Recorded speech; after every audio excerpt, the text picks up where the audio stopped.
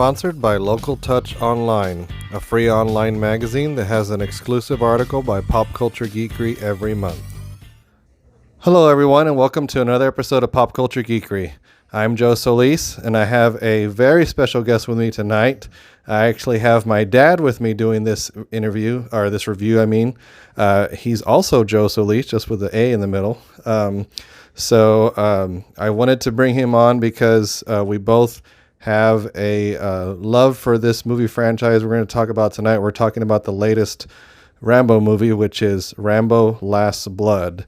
So I just wanted to thank you for coming on, Dad. So I know you're no stranger to interviews with your job, but this time you actually get to have a little fun. So you excited about this? Oh, definitely. I'm glad that you invited me, and I hope that a lot of my ex-students are listening and enjoy this podcast. Yeah, there's definitely going to be lots of people I know checking this out who are your ex-students. So anyway, I just wanted to start off by talking about kind of why I decided to bring my dad on specifically for this review. Rambo for me personally is one of those movie franchises that I just grew up with, because I always say I'm a child of the 80s, teenager of the 90s, and a adult of the 21st century. So, with the Rambo movies, three of them coming out in the 80s, it was just something that was always there for me. I actually remember seeing part 2 first, and then it wasn't until at some point in history you were watching the original on TV, and I remember stopping and asking you about it, and you were like, "Oh, this is the first one," and I was like, "Oh, I guess I didn't pay attention to the title of the one I had seen, or whatever. Maybe probably caught it in the middle." That was a thing for those of you who don't know. Growing up, you didn't have a choice of when to start a movie. It's like if you just turn on the TV and it's in the middle, it's like there you go. But I specifically remember walking in the living room and you're watching First Blood, which is the original Rambo, and it's the scene where he's stitching himself up. So, do you remember that? Yeah, that's when he, I think he jumped off of a cliff or a tree or something like that. Mm-hmm. And actually, what we were watching, I had bought I had a VCR. Yeah. And so that's what I was doing. I was excited because I had wanted to buy the movie for the longest time, and I finally found it. So that's why I was really enjoying it. And I also kind of like the fact that I could stop it and rewind it and see something again. That when I saw it in the theaters, I missed a lot. I just didn't remember a lot. So when I actually saw the movie on my VCR, I enjoyed it a lot more because I was actually taking my time and enjoying every scene that we saw there on that first movie. So you actually got to see First Blood when it came out in theaters in 1982? Yes, I remember that your mom wanted to walk out because because she didn't want to see the blood and all that. Especially that scene where he jumps off of a tree and kills a hog, and starts cooking the hog. I like that because I like hunting. Yeah. But no, that first movie kind of awakened something in me. I think it's important because when I was growing up, in the 70s, Vietnam was an ugly word, and we really didn't get to talk about it. And what I like about Rocky is that, or Rambo, is that he actually put some light on the plight of the Vietnam veterans and the POWs, and started getting people thinking about who was left behind and who hadn't been recovered. Yeah, and that's very true for a lot of people with this franchise, and I think that's why for different people, depending on when you were born, would determine which movie you got to see. And I know that the author who wrote the book actually wrote it in 1972, when you were Vietnam was still, I'm pretty, that was still going on at that time, right? Yeah. So for him, that was still fresh, but getting it made 10 years later, I remember listening to the commentary by the original author of the book, and he said that even 10 years later with the movie, people would watch it, and the sheriff would give Rambo a hard time about having long hair and stuff like that, and he was like, by 1982 people didn't understand why that was such a big deal. But I know for the one that I watched, or the one I was the most familiar with was 1985's First Blood Part 2, which is the one where he actually goes back to the jungle and does rescue some POWs. So that was the movie that cemented this character for me.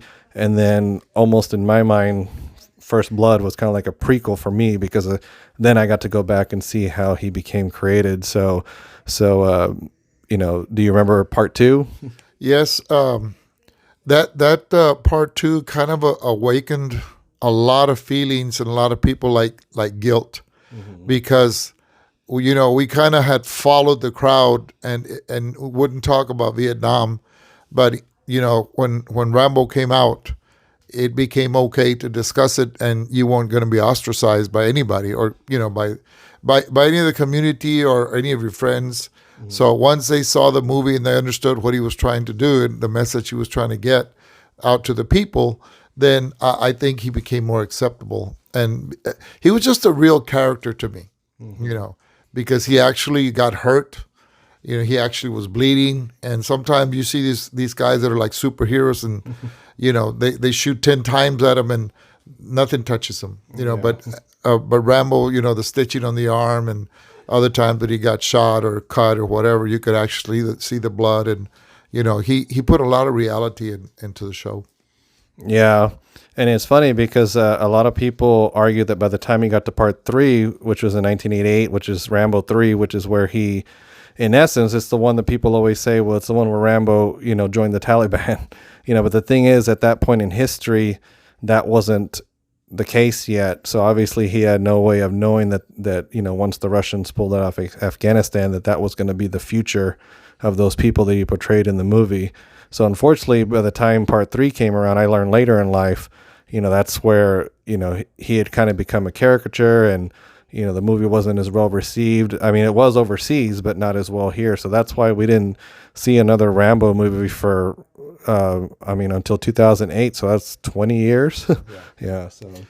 Well, it's unfortunate because the movie that was from Afghanistan, it brought a reality that maybe people in the United States weren't willing to accept. That we had no idea what these folks were going through over there, and what drove them to become extremists. We have no idea how many thousands of people were killed. Now when Rambo showed all the death and the mutilation and the tortures and all that, I think that opened up an old wound that had been festering for a while, and people started saying, I don't want to see us like that.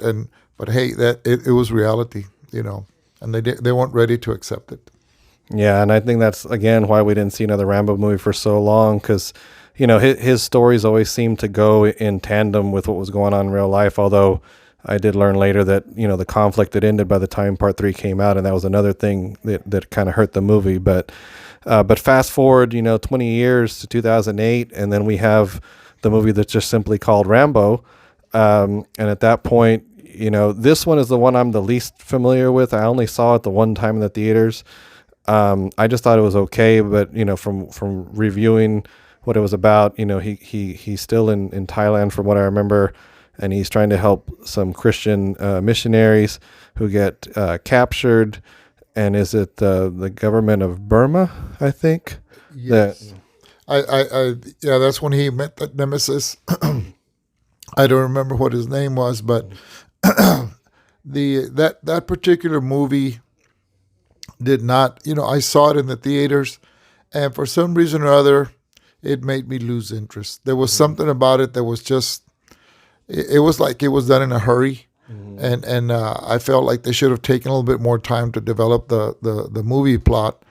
It struck a chord because of the missionaries and, him trying to rescue them and so forth. But I don't know that it had relevance to things that were happening in the world that, we couldn't relate to, like we did when we saw the first one about Vietnam, and then also the recoveries and all that. So maybe that's why that 2008 movie didn't have a lot of relevance with a lot of us, and we kind of lost interest. I know for a fact that, I didn't bother seeing that movie ever again. I mean, I would watch the first one, and the second one and the third one several times because I bought the VCR, tapes. And I don't remember if the third one, the Afghanistan movie, was on a DVD. But either way, we those three movies, every once in a while I would watch them again, and I would enjoy them. But I didn't want to see that 2008 movie. Just didn't interest me at all. Yeah. And I mean, I think it did modest at the box office. Definitely was not like a mega hit or anything. As far as the Rambo movies, part 2, I believe, is the one that money wise made the most. But of course, we fast forward again, this time 11 years to 2019, and we have Rambo Last Blood. And I know that, by the way, we're not going to do any spoilers at first. We're just going to talk about our impressions of the movie with no spoilers. And then we're going to do something a little bit different in this video to where we'll get to a point where we let you know that this is where we're stopping, and we're going to talk about spoilers at the end of the video. So I just thought it'd be something a little bit different because some movies, especially this one, is kind of hard to talk about with no spoilers. So, but we'll just give, our very, very vague impressions of it. But I mean, as you've seen in the trailers, basically, at the end of 2008's Rambo's, he did come home. It wasn't clear where it was. I remember being confused about the name on the mailbox. It was R. Rambo, and obviously his first name is John. But this movie establishes that I guess it was his father's ranch. So as you've seen in the trailers, they don't give too much away other than obviously, Rambo comes into some trouble with the Mexican cartel. Basically, they just kidnap somebody that he cares for, and that kicks off the events of the movie that you saw in the trailer. It's a pretty straightforward plot, but it does follow some of the ideas of the earlier movies to where basically Rambo, unfortunately, tragedy always seems to follow him. So, and as far as relevancy, I think it definitely tackles a subject matter that's relevant nowadays, especially those of us who live, in states that are bordering Mexico. So I thought that it did touch on that. We'll talk about that more in spoilers, but why don't we just kind of talk just vaguely about, what we liked or didn't like about the movie? Well, I like the flow of the movie. I think that they took time to develop the plot because it kept me interested. Sometimes at the beginning of a movie, it's kind of slow, but this time it was moving at a very good pace, and you could see that the plot was being developed well. And of course, that's just typical Sylvester Stallone that lately. Most of the movies that he's done, including this one, they seem to be well thought out. And the characters that are in there are also characters that seem real. And for some reason, I couldn't make the characters of the mission movie where the missionaries were there. I couldn't make them real. But this one, I mean, it's something that we hear about in the news on a daily basis. And it's something that is real, so enjoyed it. So, yeah, I mean, I agree. It definitely, it had some setup at the beginning, but I mean, even in his timeline, a lot of time has passed. So we did have to establish, why is he here? Who are these people that are with him now? And why are they important to him? So, there definitely was some setup. And it was just shy of 2 hours. So other than that, once it takes off, it didn't feel like a long movie at all.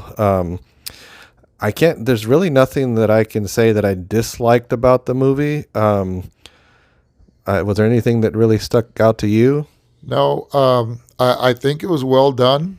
It kept me engaged, and that's something that sometimes, I've seen other movies and I lose interest, But it kept me going, and I was looking forward to the next scene and the way that the plot was being built up, and you were seeing that he was going to take care of business.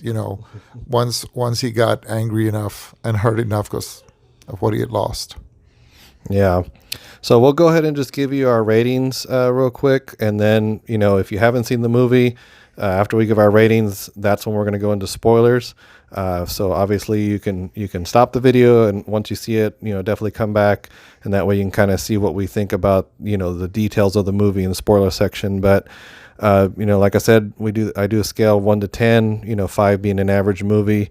I think I'm just going to give this one a solid 8 out of 10, because I just think it was just really well done. Maybe a little bit slow in the beginning, but I mean, it was just, like I said, there was a lot of catching up we had to do, and that's what happens with some of these movies that are coming out that are dealing with older characters that we haven't seen in so long. You obviously have to have time to set up, or where have they been? So what do you think? What would you rate it?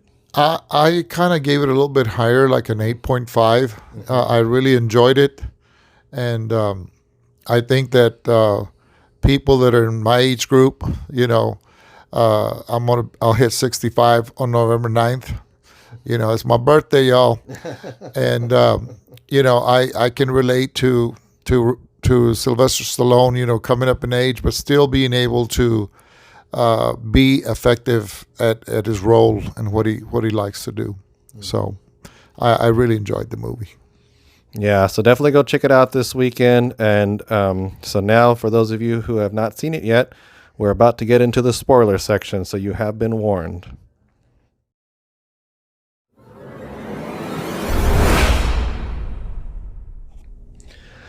All right, so for those of you who have stayed with us, so now we're going to be talking about spoilers. So just to go over the plot real quick. So apparently he's adopted this young girl. I mean, she's a teenager, I assume, from the movie. I don't think they ever explicitly say her age, but she's definitely young, because they talk about her going to college, so she might be 18 or something. But it's just her and her grandmother, is what I understood. But apparently Rambo, at some point in the history after he got back to the U.S., met this family.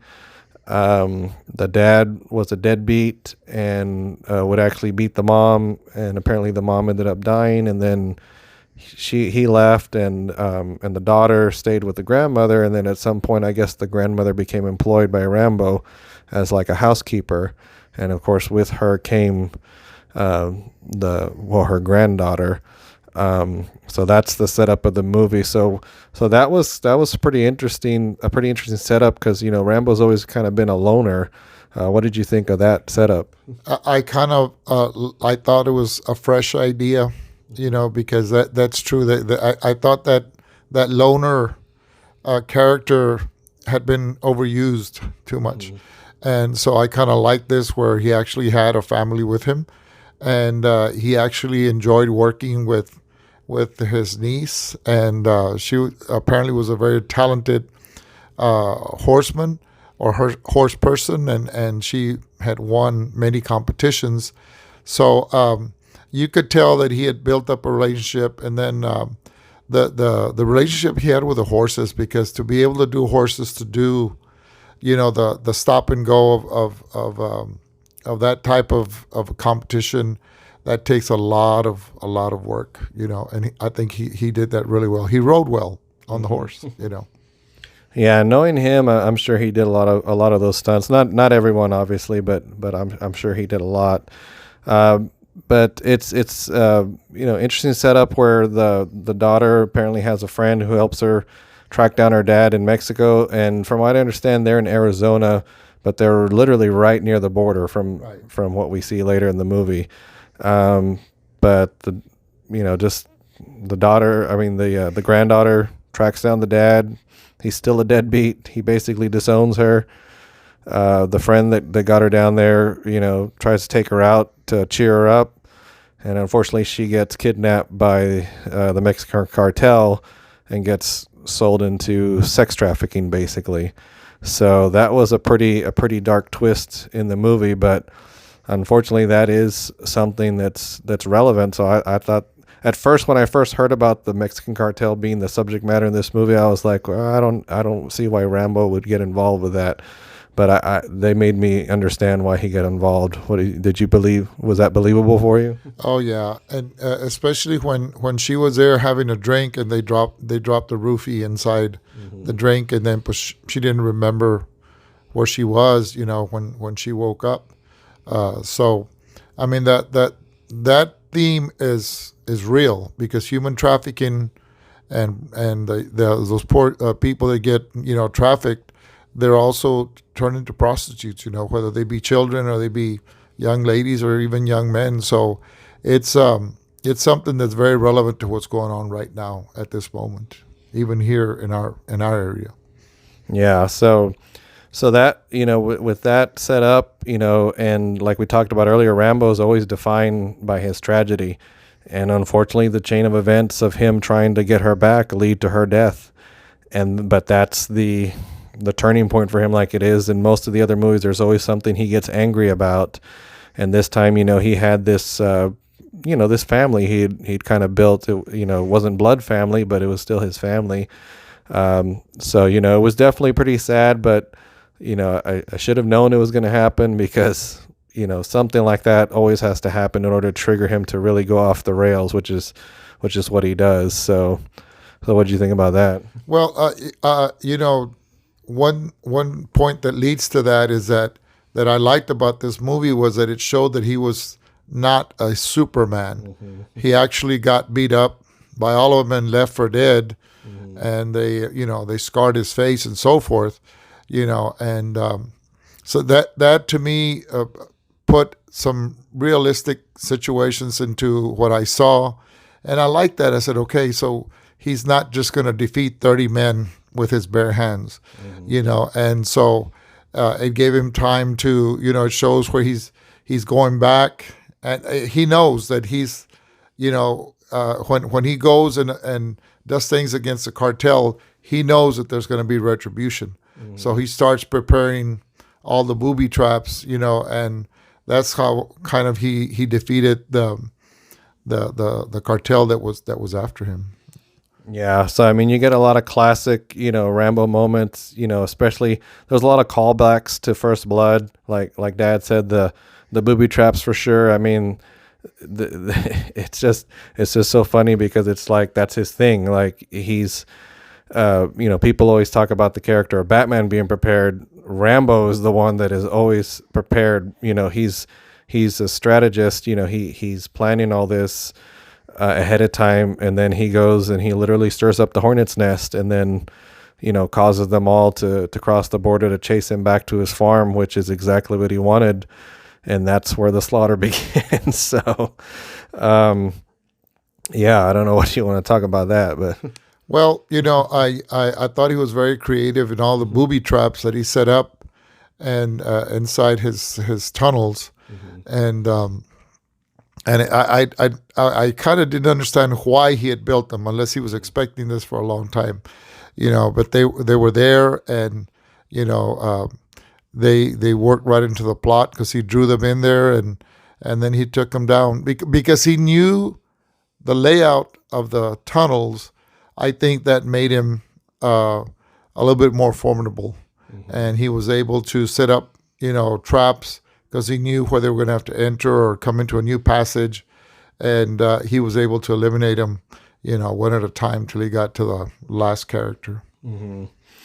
Yeah, and I don't know if we should spoil that last death. It's pretty epic. I will just say that, let's just say Rambo, for those of you Mortal Kombat fans, he does a fatality. So, yeah. I think we should leave it alone, and let people go and enjoy it. Because it's a typical Stallone movie, set up. It's been set up well, like all of his other movies that he's done, like Expendables. I really enjoy those, mm-hmm. So thank God that he kept the reality in check. All right. Well, yeah. So for those of you who've seen it, obviously, if you're here in the spoiler section, that means you did see it. So we hope that you enjoyed it. I think it's a good ending to the series. I mean, they still kind of left it open a little bit. I kind of wish they would have just ended it, but they may just leave it alone. I mean, it would probably have to make a lot of money for them to really push it forward from here. But I hope they just leave it alone at this point. What about you? I think it's ready for closure, and we've enjoyed what he's done, and this one has probably been this like they say that this orange has been squeezed, to the point that there's no more juice in there. And so I hope they leave it alone, and when you go out there, give yourself time to enjoy this movie and just have a great time. This is Solis signing out. Yes, and thank you for doing this, Dad. It was really, really something special. So for those of you who have subscribed so far, thank you so much for subscribing. If you haven't subscribed yet, help us get to 200. We're almost there. We just need a few more subscribers. So keep sharing, keep liking the videos if you like the videos. And so check us out on Facebook, Instagram. This is where we post all our trailers and any other movie news or any pop culture news that comes out. So thanks again, guys, and we will talk to you next time.